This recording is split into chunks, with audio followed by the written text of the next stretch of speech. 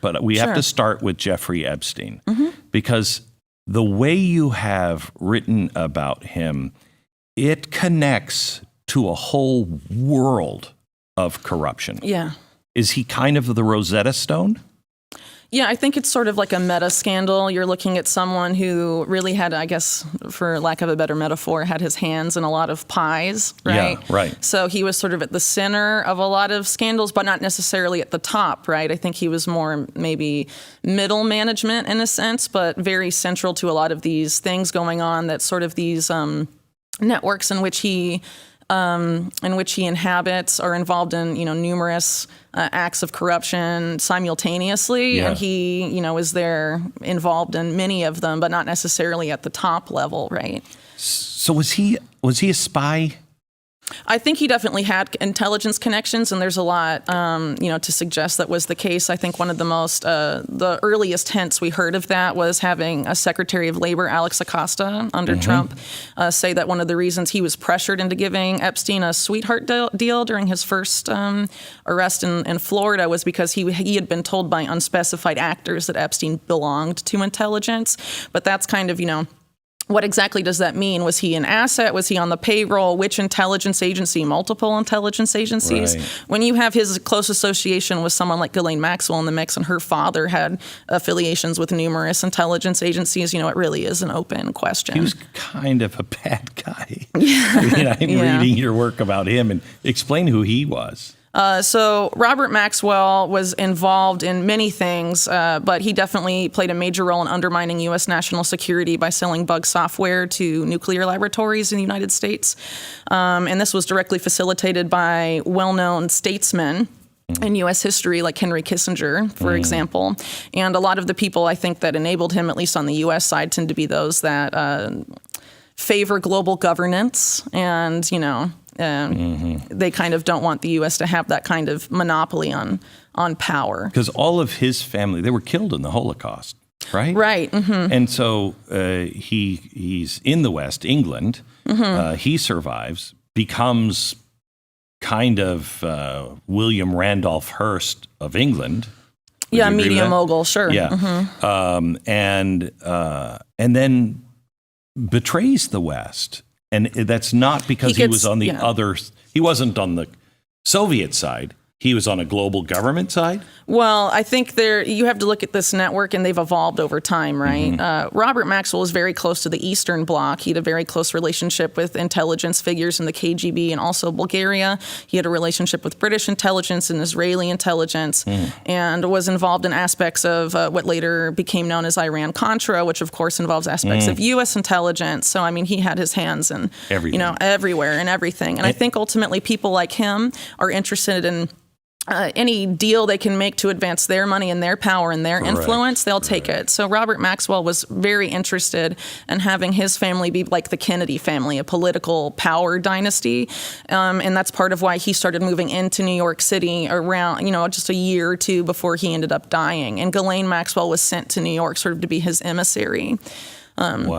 Into the U.S., and he wanted her actually to marry a Kennedy, and this is attested to in past mainstream media reports. And you can see his efforts to get her close to, I think, one of the sons of Robert F. Kennedy, and also John F. Kennedy Jr., trying to get her sort of in that social tier, because he sort of saw that as, would advance his power and also, that of his children. And I think if you look a lot at the psychology of Robert Maxwell, he seems to have had narcissistic elements, and that could be because of the trauma of his past. And a lot of times narcissistic parents see their children as extensions of themselves. Yeah. And so, he's looking at how to build an empire and using his children to that effect. And you sort of see that with the psychology of Ghislaine Maxwell as well. So is Ghislaine,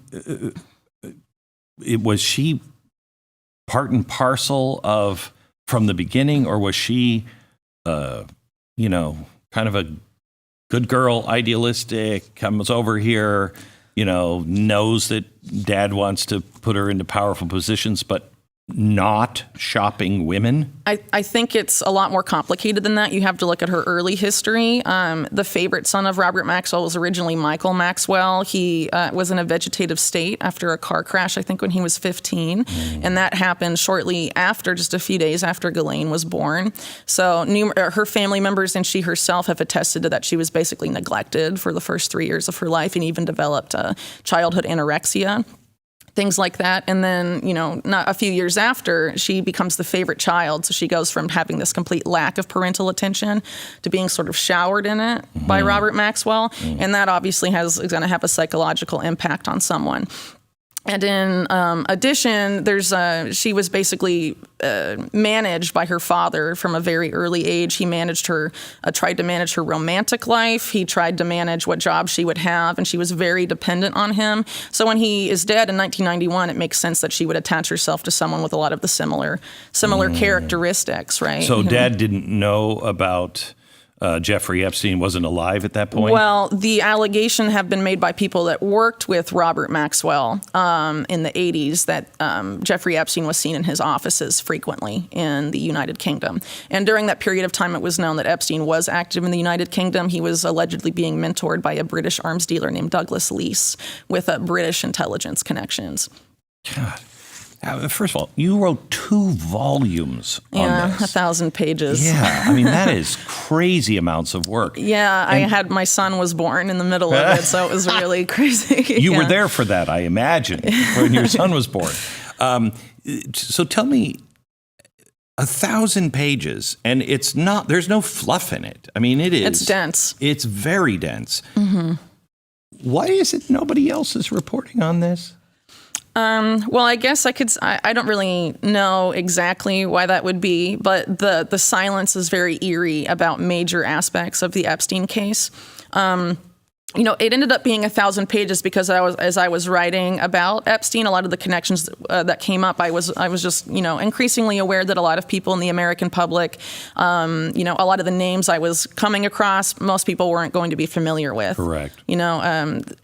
Banks like the Bank of Credit and Commerce International or BCCI, the scandal that involved, or even things like Iran-Contra, people may have heard the name but don't really know what it involved. So I figured I was going to have to go back and sort of explain that to people. So that type of context is volume 1 of the book, and also the history of sexual blackmail and how it's been sort of an undercurrent in some past political scandals in American history, and how in these sorts of networks in which Epstein was inhabiting, that type of practice and exploitation even of minors for those purposes was actually disturbingly common. So Epstein starts to look less and less of he's not an anomaly, basically. Right. By the time you get through with volume 1. And so volume 2 is sort of my effort to, dig up as much as I could, with stuff that's publicly available, really, about Epstein and also his greatest benefactor, Leslie Wexner, and then also, Ghislaine Maxwell.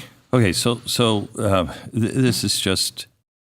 There's a lot to discuss. There's a lot to discuss here on just this, because this goes to the deep state, or you call it deep politics. And it's been going on for a long time, but people, I don't think, realize that, the Bourne Identity, those Jason Bourne movies, that is a reflection of some people's real lives. I mean, it's a totally fictitious story, but those things do go on. And I tell you, I have felt for a long time with the NSA, listening to everybody's phone calls. If you're important in Washington, they're going to do everything they can to manage you. Yeah. So if you're not rock solid in who you are and what right and wrong really is, they got you. Yeah. But even they don't, today, I think we've moved away from the type of model that Epstein used for sexual blackmail. It's an era of electronic blackmail, and you don't even have to do anything wrong. They can just plant it on your devices and play gotcha that way. So it's really an unprecedented situation. And a lot of these intelligence agencies as I note in the book, really for decades have been totally out of control. And I really start off the book talking about how intelligence agencies and organized crime in the U.S. got in bed together, and really that symbiosis. It was originally justified out of wartime necessity during World War II. Fighting the Nazis. But it never stopped, right? Right. And it's, business is business, and some of these people in our own national security state, realized they could make a lot of money working with organized crime and really shielding them and getting in on the spoils, I guess you could say.